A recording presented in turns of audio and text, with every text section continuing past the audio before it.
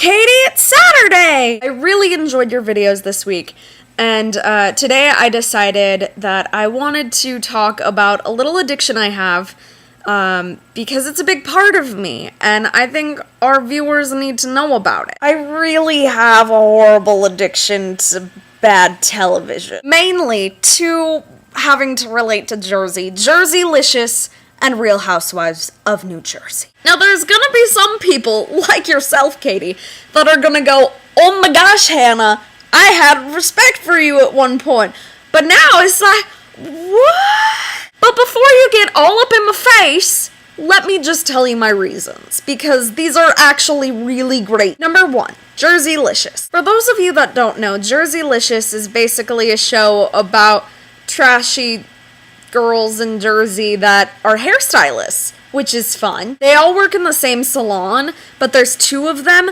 Tracy and Olivia, and they hate each other. And so there's a lot of friction there, but also between the owner and how she used to have a partnership with this other girl, but then they got into this huge fight and it was all crazy. But here's what I think is so interesting. The owner of the salon is always getting on the backs of Tracy and Olivia for being unprofessional in the workplace and fighting and yelling and lots of glitter and cheetah. But the owner had very similar behavior when she was bickering with her ex-business partner. So it's a really interesting dynamic to watch, as these girls are supposed to look up to their boss, but their boss can't even follow the same advice. So basically, Jerseylicious is about trashy girls with no class or money, but number two, Real Housewives of New Jersey, is about trashy girls with money, which is a lot of fun. There's a really interesting dynamic on this show too, as there's a housewife, Teresa, who's been on the show for several seasons, but now her sister-in-law is on the show, and there's a lot of tension there. Apparently Teresa hasn't been on good terms with her brother for a really long time. But through the show, they're kind of being brought back together. Yes, there was a huge fight at the christening, and a lot of Italian men screaming and punching each other and screaming in Italian, "You're my father! You're my father!" It's also the breaking point, where Teresa and her brother Joe have to say, enough.